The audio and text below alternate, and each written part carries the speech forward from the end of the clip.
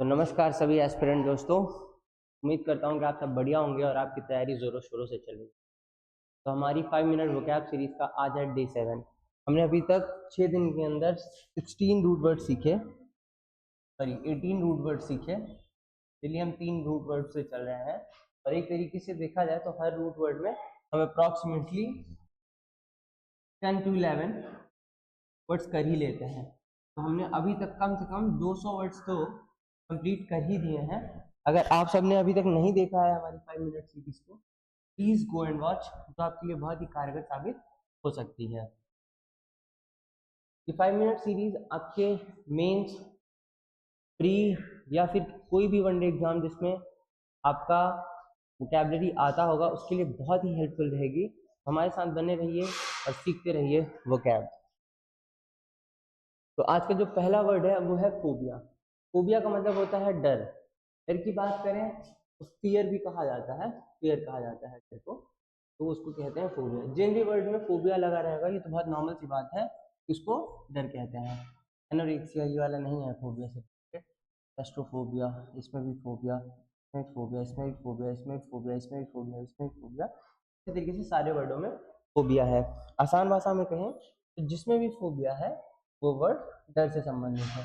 आज का जो पहला वर्ड है हमारे लिए वो है एक्रोफोबिया। एक्रोफोबिया का मतलब होता है ऊंचाइयों का डर। किसी किसी को हाइट का डर होता है तो इसको कहते हैं ऊंचाइयों का डर। अगर बगल में आप लिख लेंगे हाइट, आपको सारी चीजें लिखने की जरूरत भी नहीं पड़ेगी। आज का जो दूसरा वर्ड है वो है एरियोफोबिया।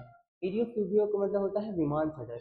इसमें समझ पहले वर्ड से ही समझ में आ जा रहा है कि ये एरियो की बात कर रहा है, मतलब एयर या फिर एरोप्लेन की बात कर रहा है।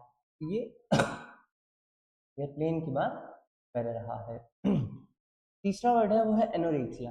एनोरेक्सिया का मतलब होता है कि किसी किसी को मोटे होने का डर रहता है कि कहीं अगर मैं ज्यादा खाऊं तो मैं मोटा हो जाऊं, तो कम खा के, मतलब खाना कम करके पतला होना चाहते हैं। मोटापे के डर के कम से कम भोजन करना, ऐसा कभी नहीं करना चाहिए। आपकी हेल्थ बहुत ही कमजोर हो जाती है। मैं सभी लड़के और लड़कियों से अनुरोध करूंगा कि वो कभी भी ऐसा काम ना करें। क्लैस्ट्रोफोबिया, ये बहुत ही अच्छा है क्योंकि क्लस्ट्रोफोबिया को अभी 2025 के प्री में भी पूछा गया था। क्लस्ट्रोफोबिया का मतलब होता है बंद जगह का डर। बहुत क्लस्ट्रोफोबिक है, बहुत बंद जगह में वो नहीं रह पाता है। तो आज का पांचवा वर्ड है वो है क्लेप्टोमेनिया। क्लेप्टोमेनिया का मतलब होता है मेनिया का जहां पे भी लगा रहेगा, तो मतलब होती है आदत, कि उसकी कैसी आदत है, उसकी कैसी आदत है। तो क्लेप्टोमेनिया वो होते हैं जिनको हमेशा ही कुछ ना कुछ चुराने की आदत होती है, डिजायर रहता है, उनके पास होता है, उनको जरूरत नहीं होती है, बस उनको चुराने में जो थ्रिल आता है उसी को कहते हैं क्लेप्टोमोनिया मेनिया। सिक्स्थ है नेक्रोफोबिया। नेक्रो जो वर्ड होता है, बहुत ध्यान से सुनिएगा साहब क्योंकि बहुत इंपॉर्टेंट हो जाएगा। क्योंकि जो सिक्स्थ वर्ड है नेक्रो, नेक्रोफोबिया, नेक्रो का मतलब होता है डेड। नेक्रो का मतलब होता है डेड। इस चीज को हर कोई नोट कर लेगा अपने कॉपी में। तो ये भी एक दो रूट वर्ड से जुड़ के बन रहा है। नेक्रोफोबिया मतलब डेड बॉडी का डर। जो भी किसी की डेड बॉडी देखने का, उसको शवों को देखने का उसको डर लगता है, फियर ऑफ डेड बॉडी, शव भीति।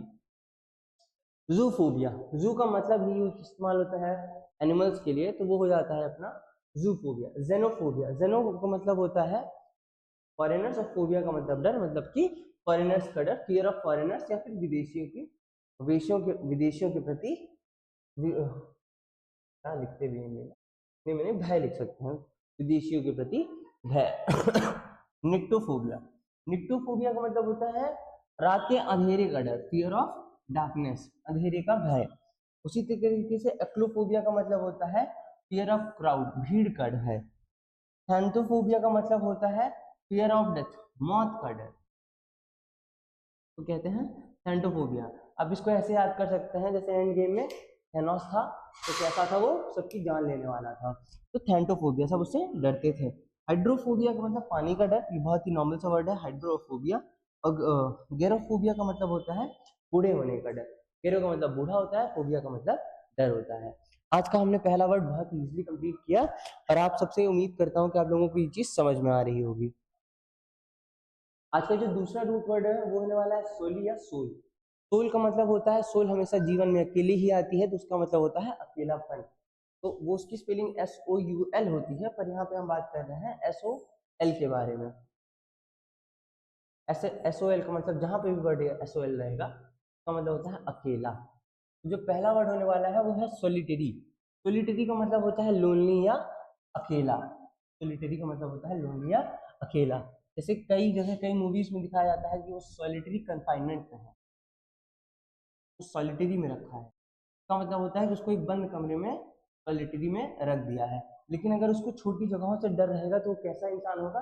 क्लेस्ट्रोफोबिक होगा, क्योंकि उसको बंद जगहों से डर रहेगा। हमने पिछली वाले उसमें समझा। सॉलिट्यूड, सॉलिट्यूड का मतलब होता है एकांत, अकेलापन।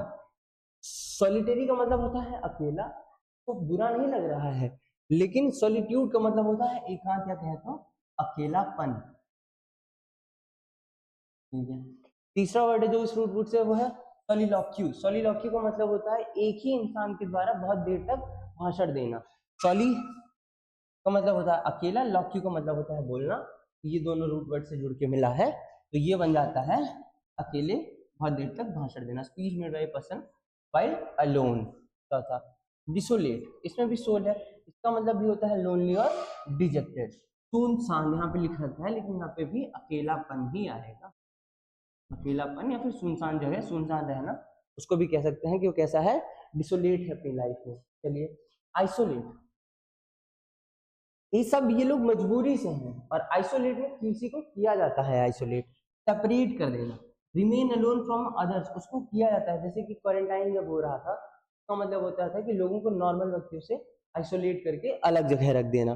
चलिए सोलेस, सोलेस इसमें भी आप देख सकते हैं कि सोलवक्त है ही, इसका मतलब होता है तसल्ली। क्या है? तसल्ली।